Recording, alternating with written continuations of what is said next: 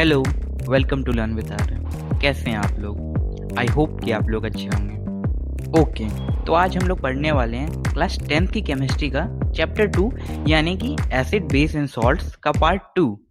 Okay, तो हमारा पहला टॉपिक है बेस। आइए बेस की कुछ प्रॉपर्टीज से इसे समझने की कोशिश करते हैं। तो पहला पॉइंट है बेस है बिटर टेस्ट, मतलब कि बेस कड़वे होते हैं टेस्ट में। Second is base turns red litmus into blue, मतलब कि बेस किसी भी रेड लिटमस को ब्लू में कन्वर्ट कर सकता है। Third is bases are chemicals opposite to acid, मतलब कि बेस जो होता है वो बिल्कुल ही अपोजिट होता है किसी भी एसिड के। ठीक है, अब इस तीसरे पॉइंट से हम लोग ये एक और पॉइंट कह सकते हैं कि base can neutralise an acid, मतलब कि बेस जो होते हैं वो अपोजिट होते हैं एसिड के। अब हम लोग बराबर मात्रा में बेस और एसिड ले ले तो उन दोनों का इफेक्ट हम लोग न्यूट्रलाइज कर सकते हैं। आई होप आपको मेरी पॉइंट समझ में आया हो। ओके, तो हमारा अगला टॉपिक है एल्कलीज। अब ये एल्कलीज क्या होते हैं, आइए इसकी डेफिनेशन देखते हैं। Most of the bases do not dissolve in water and the rest which are soluble in water are called alkalis, मतलब कि ऐसे बेसिस जो कि पानी में सोल्यूबल होते हैं उनको हम लोग एल्कलीज बोलते हैं। आई होप आपको समझ आ गया होगा। आगे हम लोग इसकी कुछ एग्जांपल्स देखते हैं जो कि है NaOH सोडियम हाइड्रोक्साइड और KOH पोटेशियम हाइड्रोक्साइड। ओके, तो हमारा अगला टॉपिक है what do all basis have in common, मतलब कि सभी बेसिस में ऐसी कोई कॉमन चीज।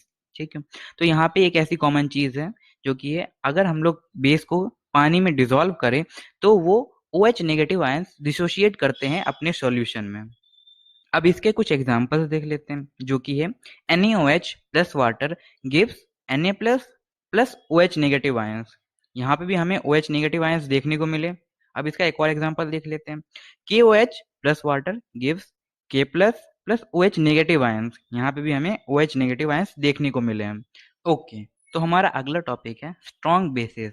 अब ये स्ट्रॉन्ग बेसिस क्या होते हैं, आइए देखते हैं। A base which completely ionize in water and produces a large amount of hydroxide ions, मतलब कि OH negative ions is called a strong base, मतलब कि ऐसा कोई बेस जो कि पानी में completely ionize हो जाए और ज्यादा मात्रा में OH negative ions प्रोड्यूस करे, वो एक strong बेस होता है। अब इसी तरीके से आप एसिड्स में भी कर सकते हैं, और एसिड्स में H प्लस आयंस डिसोशिएट होते हैं पानी में डिसॉल्व होने के बाद, मतलब कि ऐसे एसिड्स जो कि ज्यादा H प्लस आयंस डिसोशिएट करेंगे पानी में डिसॉल्व होने के बाद वो स्ट्रॉन्ग एसिड्स होंगे। और यहाँ पे जहाँ पे जो बेसिस ज्यादा OH नेगेटिव आयंस डिसोशिएट करेंगे वो स्ट्रॉन्ग बेस होंगे। ठीक है, अब यहाँ पे स्ट्रॉन्ग बेस का एक एग्जांपल देख लेते हैं जो कि है सोडियम हाइड्रोक्साइड, मतलब कि NaOH और पोटेशियम हाइड्रोक्साइड KOH। ओके, तो हमारा अगला टॉपिक है वीक बेसिस। अब ये वीक बेसिस क्या होते हैं, आइए देखते हैं। A base which is partially ionised in water and produce a small amount of hydroxide ions, यानी कि OH negative ions, is called weak base, मतलब कि एक ऐसा बेस जो कि वाटर में पार्शियली आयोनाइज हो और बहुत ही कम क्वांटिटी में OH नेगेटिव आयंस डिसोशिएट करे, वो एक वीक बेस होता है। अब इसका एग्जाम्पल क्या है, अमोनियम हाइड्रोक्साइड, मतलब कि NH4OH और कैल्शियम हाइड्रोक्साइड CaOH का होल ट्वाइस। ओके, तो अब हम लोग देखेंगे कि जब कोई बेस किसी मेटल के साथ रिएक्ट करता है तो क्या होता है। यहाँ पे देख लेते हैं इसकी रिएक्शन क्या है। Base plus metal gives salt plus hydrogen gas. ठीक है, मतलब कि अगर हमने बेस और मेटल को रिएक्ट कराया तो एक सॉल्ट बनेगा और हाइड्रोजन गैस इवॉल्व होगी। इसका एक एग्जाम्पल हम लोग देखते हैं। 2NaOH plus zinc gives Na2ZnO2, मतलब कि sodium zincate plus H2 gas. ठीक है, आई होप आपको ये एग्जाम्पल समझ में आ गया हो। ओके, तब हम लोग ये देखते हैं कि जब एक बेस एसिड के साथ रिएक्ट करता है तो फिर क्या होता है। वैसे मैंने ये इस वीडियो के पार्ट 1 में बता रखी है, लेकिन मैं इसे फिर से बता रहा हूँ। Okay, base plus acid gives salt plus water, यानी कि जब एक बेस एसिड के साथ रिएक्ट करता है तो एक सॉल्ट और साथ में वाटर बनता है। इसका एक एग्जांपल देख लेते हैं। NaOH plus HCl gives NaCl plus H2O। Okay, तो आगे हम लोग ये देखते हैं कि जब एक बेस किसी नॉन मेटेलिक ऑक्साइड से रिएक्ट होता है तो फिर क्या होता है। आइए देखते हैं। Base plus non metallic oxide gives salt plus water, मतलब कि जब एक बेस और नॉन मेटेलिक ऑक्साइड एक दूसरे के साथ रिएक्ट होते हैं तो एक सॉल्ट और एक वाटर बनता है। इसका एक एग्जांपल हम लोग देख लेते हैं। CaOH का whole twice plus CO2 gives CaCO3 plus H2O। Okay, तो अब हम लोग बेसिस की कुछ प्रॉपर्टीज देख लेते हैं, जिसमें से पहली प्रॉपर्टी है बेसिस हैव बेटर टेस्ट, मतलब कि बेस कड़वे होते हैं टेस्ट में। सेकंड, बेसिस फील सोपी इन टच, मतलब कि बेस को जब हम लोग हाथ पे रखेंगे तो वो स्लिप करेंगे हमारे हाथ से। Third, base turns red litmus to blue, मतलब कि बेस किसी भी रेड लिटमस को ब्लू टर्न कर सकते हैं। Fourth, base conduct electricity. अब बेस इलेक्ट्रिसिटी कैसे कंडक्ट करते हैं?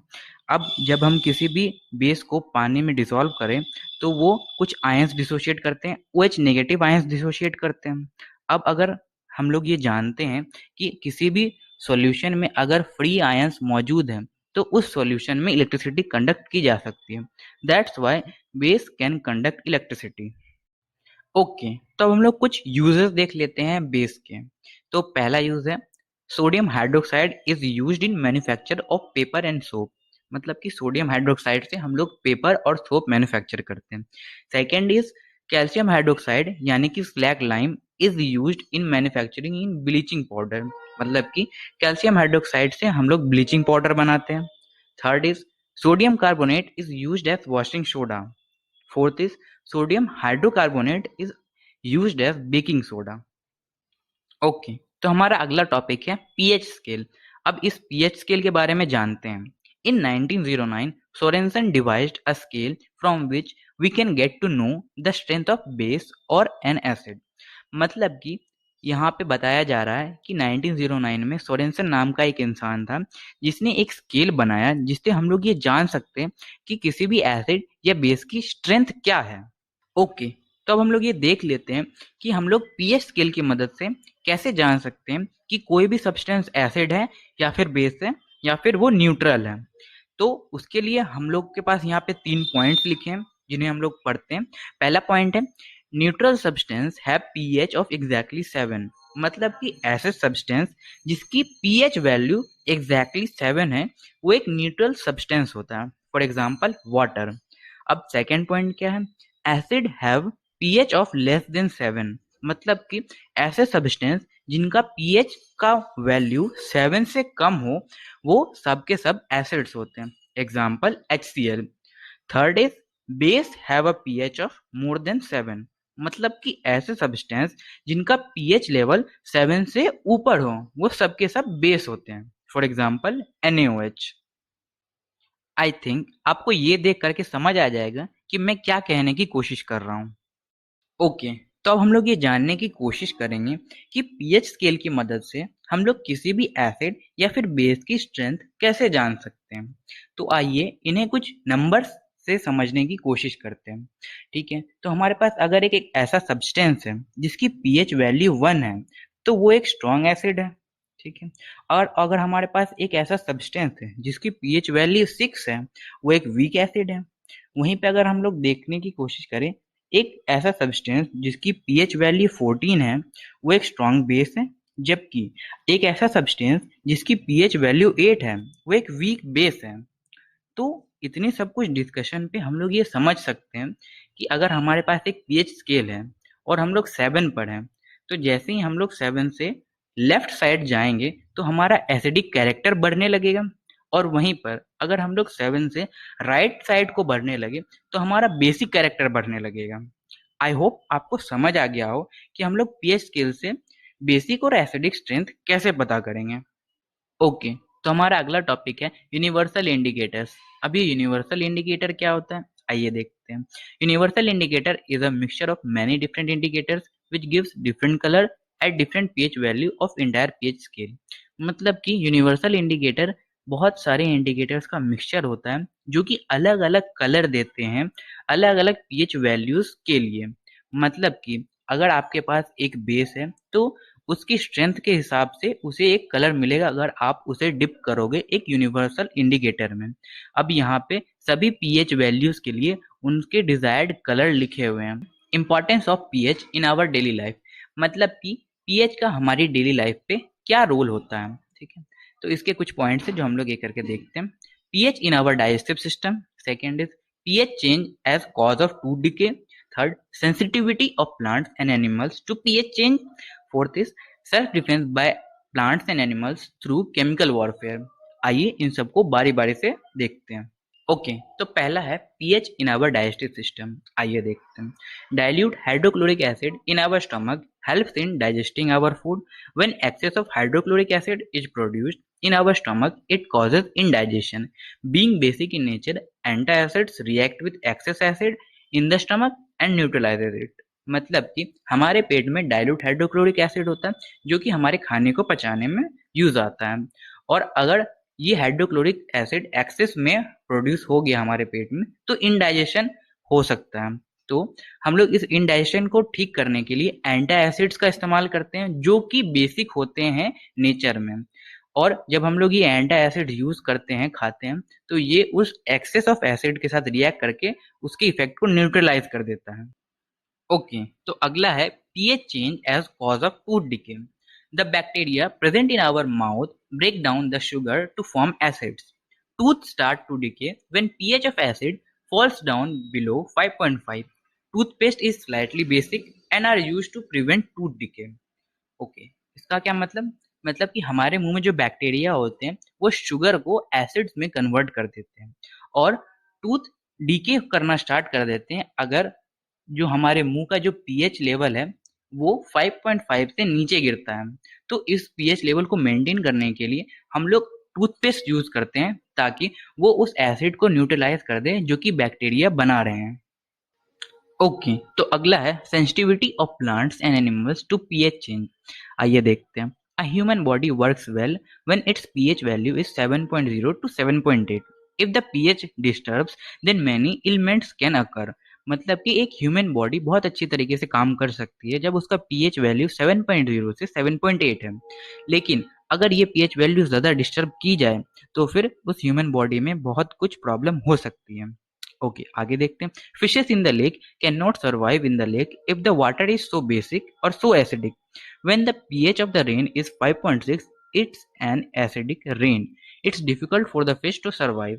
मतलब कि फिशेस किसी भी लेक में कभी भी सर्वाइव नहीं कर पाएंगी अगर उसका पानी बहुत ही ज़्यादा एसिडिक है या फिर बहुत ज़्यादा बेसिक है। और जब भी रेन होती है और उसका अगर पीएच वैल्यू 5.6 है तो वो डेफिनेटली एक एसिड रेन होती है, और इन दैट कंडीशन लेक्स के अंदर जो भी फिशेस हैं उन सब का बच पाना बहुत ही मुश्किल होता है। ओके, तो अगला है most of the plants grow best when the pH of the soil is close to 7.